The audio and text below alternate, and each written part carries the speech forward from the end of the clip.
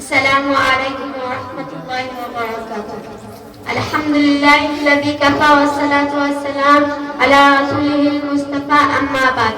قال رسول الله صلى الله عليه وسلم إنما القبور روضة من رياض الجنة أو حفرة من حفر النار.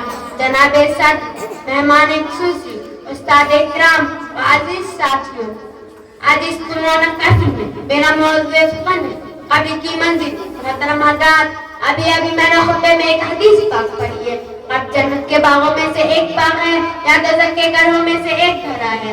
محترم حضرات، آخرت کی منزلوں میں سب سے پہلی منزل قبر ہے. اگر یہ منزل آسانی سے طے ہو گئی تو اس کے بعد والی منزلیں بھی آسان ہوگی، لیکن اگر یہ منزل سخت ہوئی تو اس کے بعد والی منزلیں بھی سخت ہوگی. حضرت عثمان رضی اللہ تعالیٰ عنہ جب کسی قبر کے پاس کھڑے تھے تو اس قدر روتے تھے کہ داڑھی کے بال آنسوؤں سے تر ہو جاتے تھے.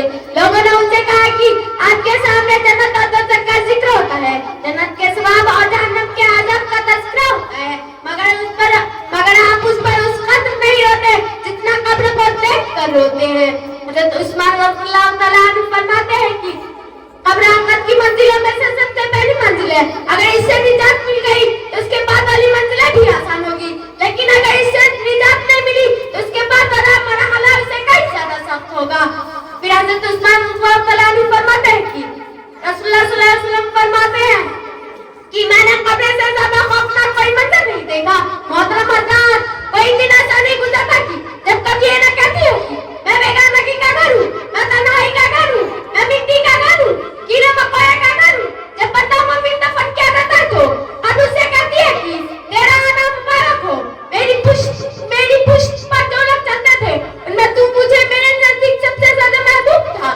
آج جب کہ تو میرے سے پٹ کیا گئے تو تو میرے ساتھ معاملہ دیکھنا کہ میں تیرے ساتھ کتنا اچھا سلوک کرتی ہوں. اس کے بعد حد نگاہ کبھی مشاہدہ ہو جاتی ہے اور جنت کا دروازہ کھول دیا جاتا ہے. لیکن جب فاسق اور کافر